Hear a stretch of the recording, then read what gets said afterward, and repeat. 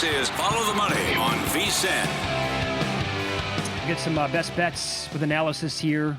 Waste Management begins tomorrow. Always a very fun tournament. 16, of course, super rowdy. Jeff Seeley joins the program now on X at Cupmaker Jeff. Cupmaker Pod's been recorded, going to be out later on this afternoon. What are you chuckling about, Paulie? That's super rowdy. Yeah, oh, yeah, that's right? one way to say it. They doubt lose about it. Jeff was there a couple years ago. Oh, man. And he's on the Progressive Guest line. Hey, pal, we were just talking about this previous segment, this cross-sport parlay cross-sport prop that I found. And it's Scotty Scheffler total birdies final round on Sunday, pick'em versus total touchdown scored in the Super Bowl, which is minus 130. Your thoughts on that prop? Yeah, no. I mean, guys, given the weather, I think that Scotty for sure at a pick'em is the play there, right? There's supposed to be rougher weather early on Thursday, kind of windy early on Thursday. So I'm going to be looking at the second half of the afternoon, guys, for some first round leader plays. But other than that, the weather looks fine. So I mean, look, I think Scotty's floor Sunday is probably 5 birdies, maybe 4 at the worst. And, you know, with the upside of 6 or 7, maybe even 8. What do you have? He had, I think, 8 a couple of years ago. So, yeah, no, I love Scotty in that. So, like we said off air, I think I feel like they're going to have to be 6 touchdowns to beat you in that. And that's especially at that, you know, even money. That's a bet I'll take all day long on the Scotty side. What are you thinking because of the weather, what that means for your handicapping and also early on? Yeah, again, guys, I mean, I think normally you don't spend a ton of time looking at tee times, unless you know the weather is going to be a factor. And again, we know there's going to be some early wind this week, so it's factored in. Now, that said, is it going to be, a massive change in my decisions? No. All right. But it is going to impact my first round leader plays a little bit. Okay. Can you tell us a couple of those then? Yeah. So, guys, I mean, obviously, I'll just looking at the top of the board. I mean, my favorite play of the guys at the top of the board is easily Cameron Young. I mean, I think when you look at this guy, he mashes it off the tee, gained an average of 2 strokes off the tee over his last 8 events. Putter's been white hot here the last 2 years. He's gained an average of 6 strokes putting over his last 2 visits. So those 2 factors alone, I think, make him a elite play this week. I actually think he should be priced better than Xander. And I looked at the matchup. You can find him at even money or even plus money against Xander. I think that is a terrific play. I mean, I think he's the number 2 play in the field, and he's got a late tee time. He's got a 2:44 tee time. So, I mean, if you had a gun in my head and said, who's your favorite pick for first-round leader, probably Cam Young, to be totally honest. I bet him, 3/4 of a unit in the winner without. Everything I bet this week, I bet the winner without. I think Scotty very clearly is, for good reason, the favorite to win. But I like Cam Young a lot, top 10 at plus 205 as well. Okay. And then one other guy, sorry, that's not rocket science, guys, but one other guy near the top of the board, Maverick McNeely. I think he's probably the most tipped guy there is this week, but another good first-round leader play. He tees off after 3 p.m., and, again, a guy you can play in the afternoon. He's 25-1, the winner without market. Great form, coming in with T24 at the Sony, top 10 finish last week at Torrey Pines, gained across the board in every single category the last 2 weeks, no holes in his game. Add that to the fact that he has back-to-back top 10 finishes here, maybe the easiest clip to pick this week. I played him, 1 unit at top 20. I played him top 10. I played him, half a unit as well, and the winner without at 25-1. I also bet him in a matchup against Victor Hovland. Absolutely love Maverick McNeely this week. All right, so all the bets, again, to specify this here, all the bets that you're going to talk about on this show right here come down to the winner without, and that for the outrights, because you just don't want to get in front of Scotty Scheffler this week. That's exactly right. Okay, That's exactly right. Yeah, for sure. Let's go mid-tier then, 47-1. Make your case for Kurt Kitayama. Yeah, so Kurt Kitayama's been a top 10 ball striker over the last 9 months on tour, evidenced by the fact that he's gained both off the tee and on approach in 12 of his last 13 events. Just remarkable ball striking. His issue's been his short game is average and his putting's below average. The hope is that he can putt like he did here in 2023 and 2024 when he gained an average of 4 strokes with the putter. If he compared those putting results with the ball striking we've seen the past 9 months, he's going to be in the conversation on Sunday. I didn't ladder him like I did some other guys, but I did play him top 30, and then I played a little bit on the outright winner without as well. So really like Kurt Kitayama. Okay, Nick Taylor has a really good history here, specifically in the first round. So what is the breakdown on him for this week? Yeah, I love Nick Taylor at 59-1, the winner without, but his early tee time has him off me for a first-round leader, which means he'll probably get there. But I'm not going to play him first-round leader with the win. That said, his results here speak for themselves. T25 last year, winner in 24, second place in 23. He is the best putter in this field on these greens. Gained an average of 6 strokes putting over his last 3 trips. Easily the best putter in the field on these greens. His irons were really bad last week, but looked good 2 events prior to that. If he can dial them back in the way they were at Sony and putt like he has the last 3 trips, Nick Taylor is going to be very live to win. I did ladder him top 30, top 20, and in on the outright as well. Really like Nick Taylor. Okay. How about a couple bombs, my friend? Yeah, so Andrew Novak, man, 3 top 10s in his last 7 events. Finished T10 in this event 2 years ago. Had a top 10 last week at Torrey Pines where he gained 7 strokes on approach. When his irons are dialed in, Andrew Novak, he's 76-1 in the winner without market. He can be in the hunt in any tournament. I laddered him top 40 all the way up to a small bet on the outright at 76-1. And guys, what if I told you there was a guy in the field this week who was 400-1 in the winner without market? He has 3 straight top 25 finishes at this event. He won on the PGA Tour in his last 6 months, and he finished inside the top 15 at Torrey Pines last week. Over the last 3 years, he ranks 7th in this event in birdie or better percentage and 15th in bogey avoidance. And again, he is 400-1 on DraftKings in the winner without market. And I think what would be more amazing if he can get some of the Hoosier karma, because he's the only current Indiana resident to be playing in the field this week, and that's Adam Schenk, the pride of Vincennes, Indiana. I played him top 40 at plus 265, top 30 at plus 475, top 20 at plus 820, and then a little on the outright at 400-1 without Scotty Scheffler. Adam Schenk is a phenomenal play this week. Really excited about him and hope that the fellow Hoosier can come through here. Very good. Love the breakdown as always. You can follow him on X at Cupmaker Jeff. And the Cupmaker podcast is coming out later on this afternoon. He joined us here in the Progressive Guest Line. Who do you have on Sunday in the big game? I'm on Seattle, but I've parlayed him to a bunch of other things in Seattle money line. But I'm on Seattle money line. That's where I think the play is for me. All right, buddy. Good luck this week. Okay. Thanks, fellas. Take care. No Koepka. No Koepka. No Koepka again. Jeff Seeley. All right. Last week on the card, he was on Aubert. That was a loser. Matsuyama and McNeely, top 20s at plus money. They were both winners. Højgaard almost got top 20, but lost. Higo and Valimaki lost on as well on the card last week for the top 20 in the placement spots for him. I love it. And by the way, a couple years ago, it was before the Bengals-Rams game. We had a playoff, and Scotty won it, but it led into the game. Do you remember that? Okay, yeah. It was a great finish to that tournament. And again, people are going hog wild on 18. We're like, tick-tock, boys. The Super Bowl starting here in like 20 minutes, and it ran into each other. Celtics and Knicks Sunday, too. Pretty good NBA schedule. So good schedule before the Super Bowl on Sunday. Not a bad job.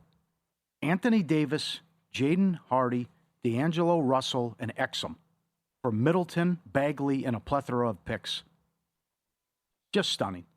And 29 games he played in a Dallas Mavericks uniform.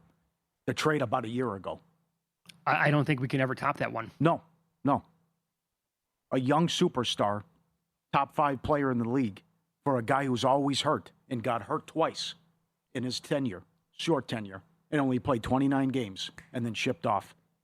If you wanted not much interest in the market for him either. Paul, if you wanted to twist my arm and say the league sent Flag to Dallas as a favor, I'd buy into it. Oh, no kidding. I mean, where would they be at? They got so lucky with that. No doubt. And plus, he's been so good in the last couple of games, and now they're just going to build around him. We're headed into Big Game 60, your last chance to lock in the lowest price we've ever offered on a VSiN Pro annual subscription. Save $60 off the regular annual price. Use code FTM. Every best bet, every host, every guest, the prop analyzer, the DK and Circa betting splits, the prop tools, 24/7 video and full show replays, Super Bowl betting guide, Mackinnon, daily trends. Also the March Madness betting guide as well. VSiN.com/subscribe, code FTM. VSiN.com/subscribe, code FTM. Win, lose next. Some line moves were correct, some were not, as always. And Cooper Flagg's ladder kept climbing last night. Details on that coming up next.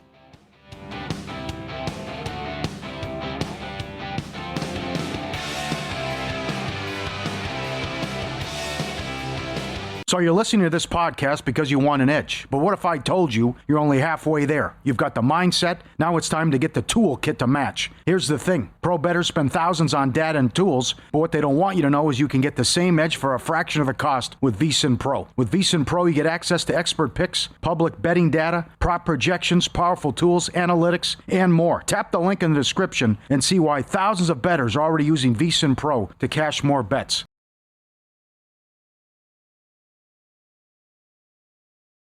Follow the money. That's what I always say. You always follow the money. Yeah. This is Follow the Money with Mitch Moss and Paulie Howard on VSiN. Busy hour on tap. Mike Palm here from Circa coming up in 30 minutes.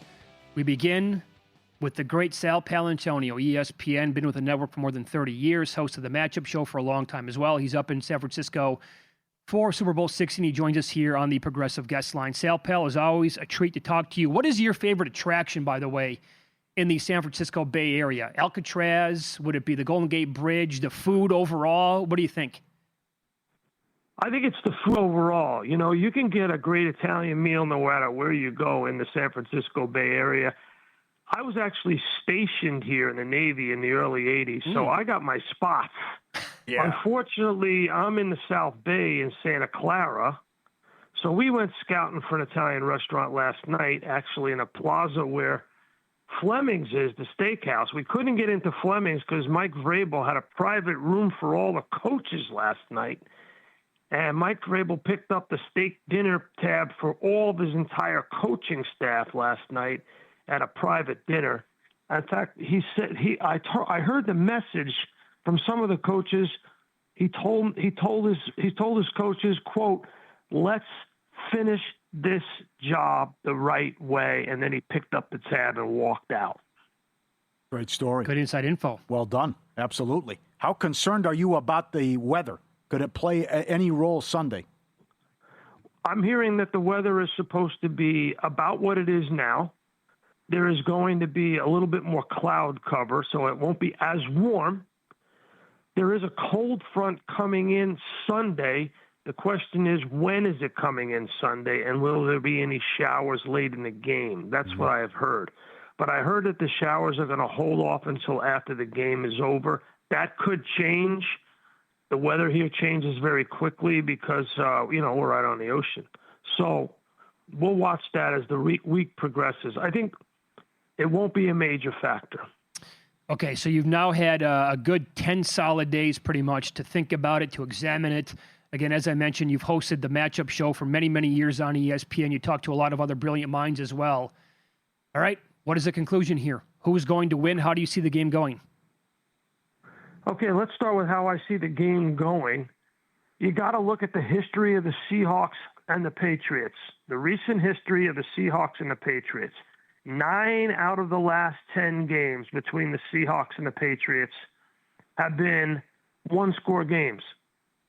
3 of the previous 4 Patriots-Seahawks games ended on the 1-yard line. So these games come down to the wire between these two teams. That's a number that you haven't heard anywhere else. No, that's the first. Yes, it is. I got that number, and I've been holding it in my back pocket for Follow the Money. Thank you. Let me repeat that again.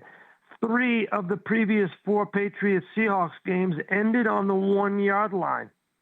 In fact, when I dug that up and I sent it to my guy in Bristol who checks all of my research facts before I go on anywhere, ESPN, Follow the Money, doesn't matter. he sent a memo back to me and he says, "Where did you get this? This checks out. We love it." And I said, "Well, you can't use it until Wednesday, 5 p.m. Eastern. Don't even put it out. Don't put it on Twitter. Don't put it in your notes. Nothing." 3 of the last 4 Patriots-Seahawks games ended on the 1-yard line. And I think, and talking to Josh McDaniels today at the team hotel, I went through a lot of stuff with him. One-on-one. Some of it is already run on NFL Live, but it's going to run throughout the week. And he said, I think it's going to come down to that again, a one-score game in the fourth quarter, because these two teams are built right. And in the end, somebody's got to make a play. And I agree with him. I have the Patriots winning the game. Wow. I have and I'm going against the grain of a lot of my brethren and colleagues at ESPN, a lot of whom are picking the Seahawks to win, some of them picking the Seahawks to win big. I don't see it. I think a lot of it has to do with the Milton Williams effect. The Milton Williams effect, the hangover from last year when he was in Philly. I think the Patriots looked at what the Philadelphia Eagles did with the rush up the middle. 2 guys, Christian Barmore, Milton Williams. The only real good weak spot for the Seahawks is their interior offensive line. And I think if you get into Sam Darnold's face enough times, you can disrupt him like the Eagles did with Patrick Mahomes, and that is going to be the difference in the game. I actually have the Patriots winning 24-21. Okay, interesting. Right about, yeah, right there with the total too. Okay. Does Darnold turn it over? Darnold turns it over. Absolutely. Yeah. He turns it over. You look at these 2 corners, and you look at all 3 of them for the New England Patriots. Carlton Davis III on the left side, Gonzalez, the All-Pro, on the right side. And don't forget about Marcus Jones. Yeah. Number 25, I think, is going to figure deep into this game. I do. He's got so much speed and awareness, and he's so good in the slot. And there'll be times when Marcus Jones will be targeted, and I think he will respond. So if you have them winning 24-21 overall, how are they going to get the points on the board? Is it going to be just Drake May doing everything, throwing and running the football? Are they going to be able to run the ball on Seattle? Or who would it be potentially in the passing game then for the Patriots? Yeah, so the thing is, they have really 3 runners. They've got Lightning and Travion Henderson, and Ramondre Stevenson is the Thunder, or vice versa. They run them inside the tackles or on the outside. I think what you'll see in this game is they will run on the edges against the Seahawks, and they will attack their corners in the run game. And Drake May, you must absolutely make sure that you account for him as a runner. He had 63 scrambles in the regular season, most of any quarterback. He had 9 scrambles for 125, 13 a carry in the postseason. Obviously, the unknown factors are what? 1, is Drake May's shoulder okay on the right side? Is his throwing shoulder okay? So he'll be on the practice field in about an hour here in Northern California at Stanford and Palo Alto. They have a good solid 90-minute practice, and they are practicing late today. So we won't get the injury report and the pool report until much later in the day, somewhere around like maybe 8 p.m. Eastern, before you'll know today fully any kind of independent eyewitness report on Drake May throwing the football. And will he feel comfortable enough running with the football and worried about getting hit? One of the things that you got to look at is that Drake May invariably runs to his left. He scrambles to his left, and he dives forward with his right shoulder instead of sliding. And it got him in trouble in Denver. And if you watch that in the first quarter, and he gets hit, and he dives forward, running to his left. Almost all of his scrambles in the postseason, guys, have been to his left, where he dives onto his right shoulder and gets hit. If that happens early in the game, watch him get up, and whether he grimaces, that could definitely be how you can handicap the rest of the game. Did you have any intel? He said he's going to play, but do you know what percentage Spillane is? Yeah, Spillane is going to play. Again, we'll see today. If he's listed as limited instead of a full participant, and I anticipate he will be limited today. I don't think he'll be. It's hard to go from not practicing to a full participant in practice. Very rarely does that happen. You have to explain to people this is a miracle recovery, right? He didn't have practice all last week. So I think he'll be limited. I think they'll take it slow, and we won't really know. But the thing about it is, guys, when Spillane went out in that game against Denver, it was the first quarter of the game. So Jack Gibbons, 51, they put the green dot on his helmet, and Zach Kerr, who is the linebackers coach who's calling the defensive plays because Terrell Williams is out with prostate cancer recovery, I thought they did a terrific job with Gibbons even without Spillane. I think the injury to Spillane is not an issue, not a major issue, because Gibbons held his own. Would they rather have him? Of course. You want the extra bodies. You got to have all hands on deck. Okay. In like 90 seconds here, then you think that they pretty much hold Kenneth Walker and Jackson Smith and Jigma in check in this game? In check? No. I think, they'll get their touches. They'll get some yards. But the Patriots are really good at squeezing things in the red zone. And so I think they'll get some shots in the red zone, and they'll come up short. I really do. But in space, number 11 is a nightmare, and they move him all over the formation. I think one of the things that really attracts Tom Brady in Las Vegas, to Clint Kubiak, is the way they have employed Jackson Smith and Jigba. They'll be in two tight end sets a lot in this game. They'll run out of it. They'll pass out of it. And they'll try to grind out some points against the Patriots defense. But this Patriots defense, you watch them on film, they are a violent team. They are a violent, violent team. Sal Pell, you're the best. We thank you, as always, for making a little bit of time for us up in San Francisco, that area anyway, during Super Bowl week to join the program. Thanks for the prediction. Enjoy the game on Sunday. We appreciate it. Always follow the money, baby. Come on. There you go. Wednesdays with Vito Sun, officially on the record, picking the Patriots outright. I don't like that final score. It'd be an entertaining game. Only one field goal, though. Yeah. I would like to make the case to bet on this team at 50-1 or higher to win next year's Super Bowl, but there's one big problem.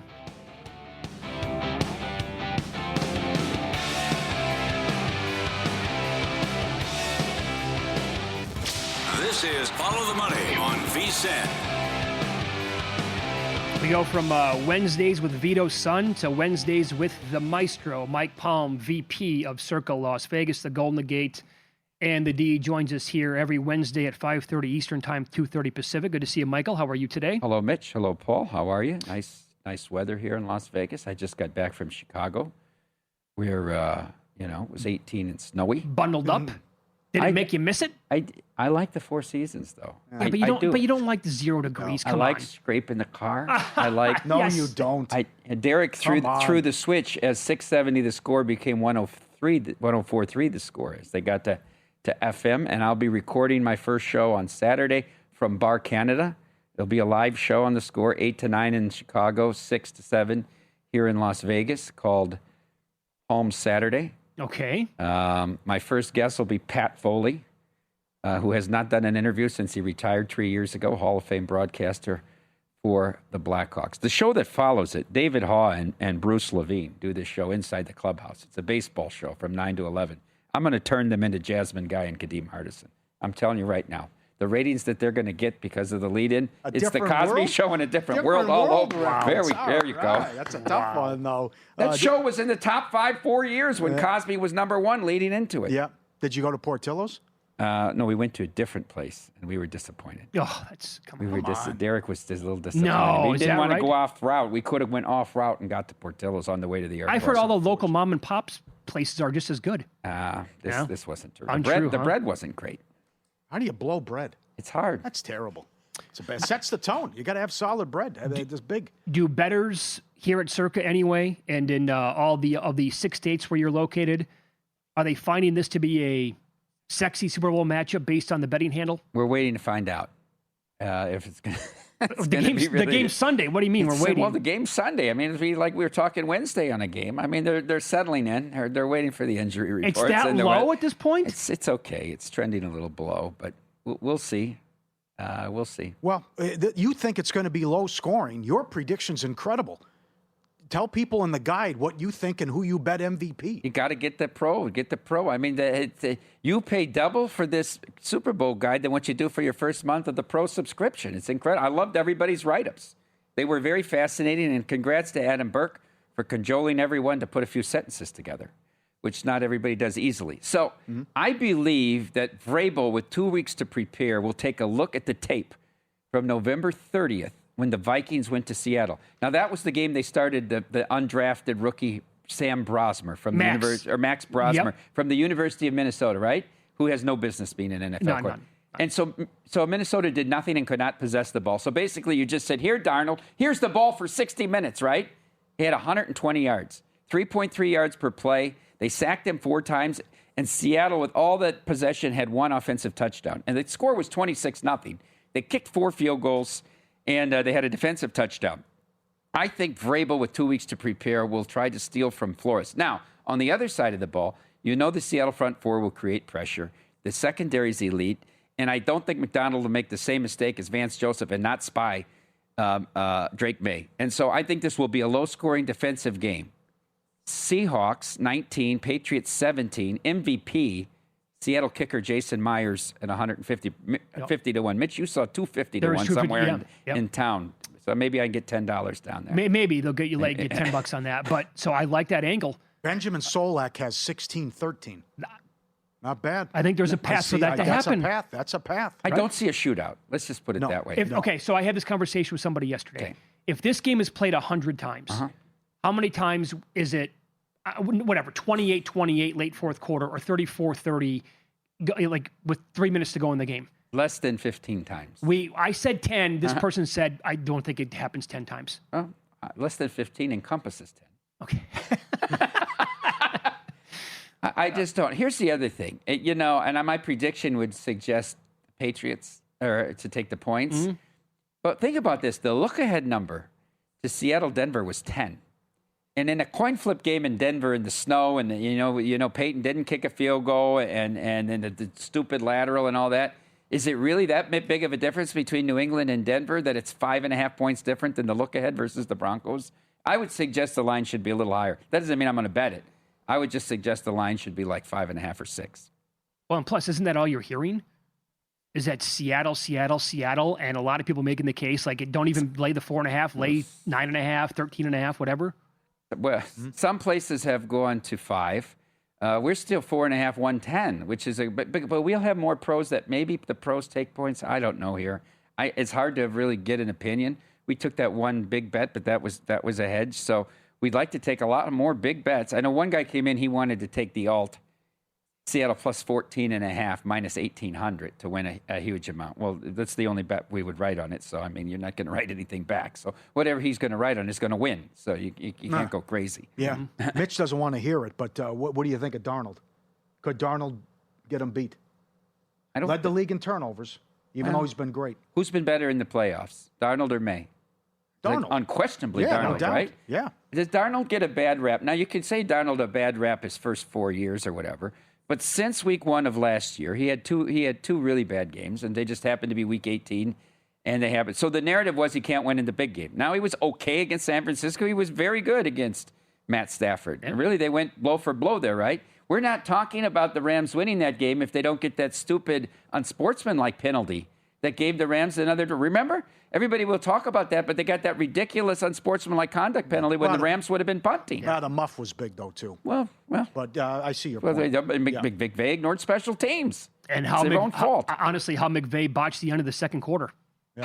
How does Seattle ever get the ball back there? Impossible. You cannot allow that to happen. Are you in on the meetings? Do you have input as a bettor? with some of the props and stuff you would like to see? Because I thought they did a He great. scoffs. I thought they did a great job Why for not? creativity. I loved it. Look, I highlighted all the ones I love. I love this. Well, what's higher, the longest field goal or the total points in the game? That's definitely correlated both ways. And so I like the field goal. I did a lower scoring script. You're going to kick more field goals and have less points to go over, right? And it's the opposite way if you think it's going to be a high scoring game. Sure. So I like all of this stuff. Total punts, total sacks, total interceptions. I like over 1.5. Total fourth down conversions, over one. Longest gross punt distance, longest touchdown drive, total players with a rush attempt, 7.5. You like that over? Longest? You think it'll be an 82 yard? No, I don't. I like the under. Oh, I'm okay, just thank saying I you. like that prop. Oh, gotcha, Those are thank very interesting props. Yeah, that's a good one. Total players with a reception, 13.5. Yeah. I think they're all very interesting props and fun props. How about scoreless quarter and then absolutely no score first 5.5, 6.5, 7.5, and beyond? I've bet 5.5 and 6.5 already. But I do that most Super Bowls just because I like that sweat at the beginning of the game. They're not going to try to go over the top, right? Because these NFL drives take 7-8 minutes if you march the ball down the field. And Seattle, the last in the league in going forward on fourth down or fourth down conversions. I like over 3.5 total field goals made because both these coaches take points. More so than the league average, way more than the league average. How popular has the promotion been on par with Canada? Explain. Come on. We're getting like 45 to 50 new Canadians a day come in here and take advantage of it. Whether it's at the bar, the hotel discount, or the free play thing. So we had to do a number. So it ran from January 21st to the end of August. And Derek wanted everyone to predict how much coin in would we get from Canadians that came down and took advantage of this, that did the promotion. Not just all Canadians, but Canadians that did the promotion, because you can only do it one time. Through the end of January, which encompasses 10 days. Okay, so Derek's prediction was 10 million coin in from these people. My prediction was 900,000. All right. If you extrapolate the first 10 days, it's 8.9 million. It's incredible. Wow, really? It's incredible how many people are coming down. Now, not necessarily, we're getting a lot of hotel bookings, but much more so people using it at the bar and for slots that aren't staying here but are staying somewhere else. Just go to circalasvegas.com. Yeah, at par. And you can come in and book your reservation. You can say it, but even if you didn't use it and you're Canadian and you get here, you can say, give me the at par discount. And just all you have to do is show your passport or Canadian driver's list. Now, I believe there's a lot of people living in the area that still have those. I would have required a current utility bill, but they said Okay. no. They said no. They said no. That's okay. Great point. I wanted to, as a follow-up, Paulie and I, when we did mornings, this show was on Rogers Sportsnet, right? I mean, let's be honest here. We couldn't walk the streets of Yellowknife or Saskatoon. Damn right. The show was so big. But now people have been coming anyway from like Toronto and all over saying, hey, guys, I'm here from... But what part of Canada have you seen the region? Is it just like the west coast of Canada, or is it all over? I sat with a guy that works in the harness racing industry from Toronto last Thursday night and then hung out with him at Stadium Swim. I mean, it's everywhere. But if I had to pinpoint one province, it would be Alberta. Yeah. And Derek says the interviews in Alberta are going crazy, right? They love them. They don't want all this nonsense politics of Eastern Canada, right? They want to secede. So I think Trump should trade Minnesota for Alberta. I think that would be a good move for the USA. We're lower Canada anyway, so that's what they call it. I know, not bad. Are you still paying full price for gas, Mike? Don't have to. With the free Upside app, you're in real cash back every time you fill up. Download Upside from the Apple Google Play Store. Start earning today. Promo code NETWORK. Get an extra 25 cents back per gallon on your first fill up. Drivers are saving $200 to $300 a year. Download the free Upside app now. Promo code NETWORK. Go to upside.com for terms and conditions. He needs to learn the definition of legacy. You cannot be serious. Next with Mike Palm.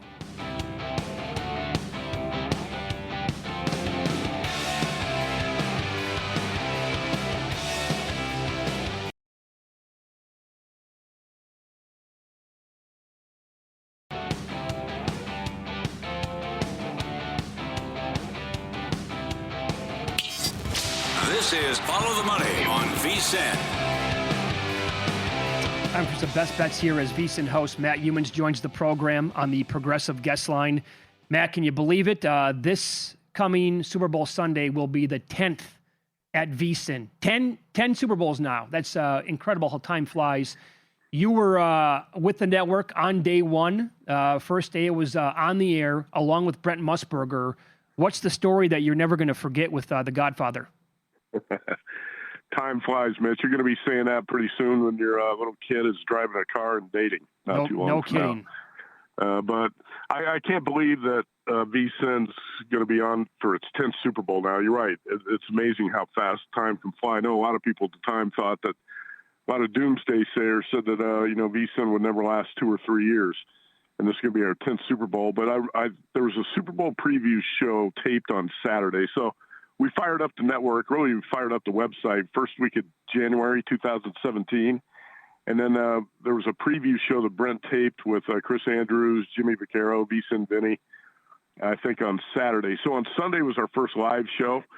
And it was Brent hosting, and Gil and I were on in studios for the live betting show for the Super Bowl. And obviously, Gil and I were on the same side. We had the Patriots on a cheap money line price at about minus 132 or 135, somewhere around there. And Brent had the Falcons and the points. So Brent decides at halftime, it's such a blowout, or early third quarter at the first time out, that he's going to check out. He said, this game's over. You guys take it from here. He gets up out of his seat, walks over to the coat rack, puts on his big trench coat and his houndstooth hat, and he says, looks at Gil and I, we felt humiliated because it was the first day on the air. The last thing you want to do is look like a jackass in front of Brent Musburger, and we've got the Patriots, and they're down 28-3, right? We look like a couple of idiots. And Brent puts on his coat and his hat, and he looks at us, and he laughs. He says, turn out the lights, folks. The party's over. And he just walks out the door laughing. And so Gil and I hosted the show the rest of the way, and that's when the comeback by the Patriots started. And they won the game 34-28 in overtime. Oddly enough, the first ever overtime Super Bowl, and they covered with the touchdown. I think 34-28 was the final. But that was the first day on the air, and that's still one of my most vivid memories of VSiN is Brent laughing as he walked out of the studio, and Gil and I were down 28-3. I believe, Paul, you and Mitch, you guys got hired, in July or August of 2017? Mm-hmm. When was that? Yeah, a couple of months after, yep. Okay. Mm-hmm. Yeah, and I thought it was the summer after that. So, yeah. I mean, well, Matt, this is a trivia question that nobody probably remembers. Mm-hmm. We started doing weekends, actually, in March, and then our show was actually 2 hours, and it was from 11 until 1, Monday through Friday. And we did that from like April to right after the Mayweather-McGregor fight, and that's when we started mornings.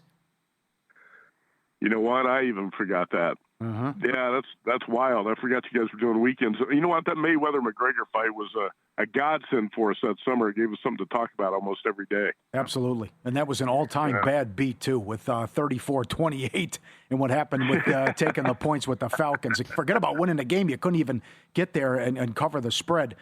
So what? Anything have you added, anything you like, Super Bowl props or more on the game? I think when I talked to you last week, I played Sam Darnold over 29.5 pass attempts. I played Kenneth Walker under 73.5 rushing yards. I'm going to play Darnold to throw a pick, I believe. And there are some props at the Westgate I'm taking a look at. I thought this was interesting. Sometimes you can play the fun props and take a shot. And the Westgate's got one I had never seen before. Will the final score of this Super Bowl be the same as any past Super Bowl? I like that. And my prediction in the VSiN Super Bowl guide was Patriots 23-20, and 23-20 was the score a few years ago when the Rams beat the Bengals. Not to say that's going to be the score of this one, but 4-1, you get plus 400 on the yes.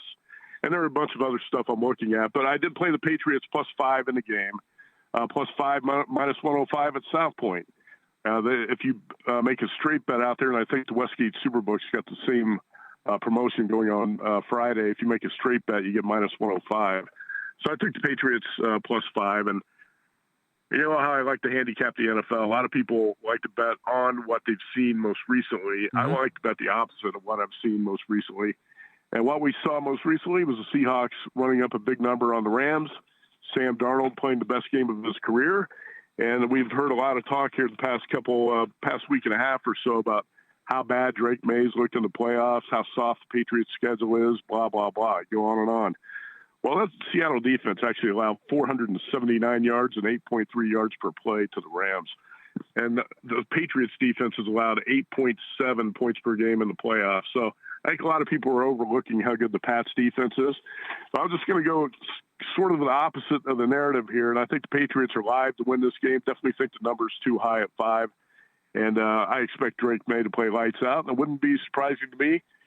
I believe in Sam Darnold more than I did, and I think most people do, but it wouldn't be surprising to me if Darnold throws out a dud on Sunday. That's fair. That's fair. No, I stated my case earlier. Why do you like New Mexico tonight? Why do I like New Mexico? You got one of the best home court advantages in college basketball. I love night games at the Pit. I've been there many times. It's my favorite venue in college hoops, right there with Allen Fieldhouse in Kansas. But I've been watching pretty much every Mountain West game every week, and I feel like New Mexico's the best team in the conference. I really don't understand this line being 1.5. I thought the line should be 3, and I got to preface this by saying I hate 1 or 1.5 point home favorites. Hate them. I almost never play them. That's an indication of a fragile favorite. I played 2 of them on Saturday. One was an easy winner. One was a blowout loser. I'm going to take a shot here because I just feel like the number is wrong. Lobos right now 9-2, tied with Utah State, half game back of San Diego State in the Mountain West. Lobos 8-1 in their last 9. Since a 4-point loss at San Diego State, they've scored 80 points or more in 7 of the last 8. This is a team that shoots 35% from 3, 75% at the free throw line. Eric Olin, the former UC San Diego coach, doing a hell of a job. He restocked this roster overnight. And like I said, I think Utah State's a much different team away from home than it is when it's got that strong home court advantage up there in Utah. You saw that displayed in that game against San Diego State over the weekend. Utah State went on the road to Grand Canyon and lost by 10 2 weeks ago. I like the Lobos tonight. I don't understand the line, but I'm going to go ahead and lay the 1.5 with New Mexico. Fair enough. Matt Youmans, our guest here on the Progressive Guest Line. Follow him on X at Matt Youmans 24/7. Waste Management begins tomorrow morning in Scottsdale. Scotty's in it, and he's about 2-1 to win the tournament, which is absolutely insane. But he's that good right now. So how are you attacking the betting board here with him? If he plays well this week and continues to play well, he's going to go off at about plus 250 at Augusta. I think right now he's around plus 315 at Circa, maybe 350 as good as you're going to get. I played Scotty actually top 5 minus 158. And Scotty finished tied for 25th in this a year ago. He was 15 shots behind Thomas Dietrich. But what you got to remember is that Scheffler had that hand injury from the knife accident in his kitchen, and he wasn't playing well at all the first few months last season. So you got to kind of throw that out. He's the 2022 and 2023 champ here at TPC Scottsdale. I had a chance to play this course. Brady Cannon and I went down to TPC Scottsdale. We took the VSiN shows on the road in summer of 2021. Johnny Avello was down there when they were building the DraftKings Sportsbook. When you play that course, you're not that impressed. It's not that long. It's not that difficult. Without the stands and the fans, it looks like a totally different course when you play it. You don't have to be a long driver. You don't have to be a great putter. So I think that brings a lot of guys into play here this week. But Scheffler should be a really good bet, top 5, 2-time winner on this course. I bet Maverick McNeely plus 310, top 10. Maverick is great on approach shots. I think at Torrey Pines last week, he ranked number 2 on approach shots from 170 to 175 yards. Outstanding putter. Solo 10th at Torrey Pines last week. Tied for 9th last year at Scottsdale, tied for 6th 2 years ago. So I like Maverick McNeely. I like Hideki Matsuyama, also top 10 at plus 245 or so. These numbers are up at DraftKings. He's a 2-time champ on this course. Tied for 25th with Scheffler a year ago. But I think Hideki's in good form. He's got course form. And then take a look at Cameron Young. He finally won a PGA Tour event last year. Tied for 12th in this last year. Tied for 22nd last week at Torrey Pines. He's playing really well. I bet him to finish top 20. But that's pretty much what I like. And I have talked with Indy Jeff Seeley today. I know he's got some bombs he likes in this tournament this week. And this is one of the best tournaments of the year to bet on Super Bowl weekend. I know a lot of people love to have action on this. I'm really looking forward to this tournament. No doubt. Where are you going to watch the game on Sunday? Do you know yet? Don't know yet. I've got Mike Palm in studio with me Friday night. I want to figure out what the layout is for the Circus Super Bowl parties. Obviously, there's a bunch of good parties all over town. I know the South Point's got a great one, Westgate. Where are you guys going to watch the game? Have you decided? Kind of like you, undecided at this point. Yeah. Got a bunch of friends coming into town, and they all ask, where should we watch the Super Bowl? I say, well, Circuit would be ideal, but I really don't know the party set up yet at Circuit. All right, Matt. Good luck tonight and this week. We appreciate it. Thanks. Thank you. You Great really, story. By the way, we get asked that all the time. Guys, I'm going to be in town. Where should I go? You really can't go wrong. Like every spot that you go to in town is going to be really fun. In Pocket Plays coming up next on Follow the Money. It's VSiN, the Sports Betting Network.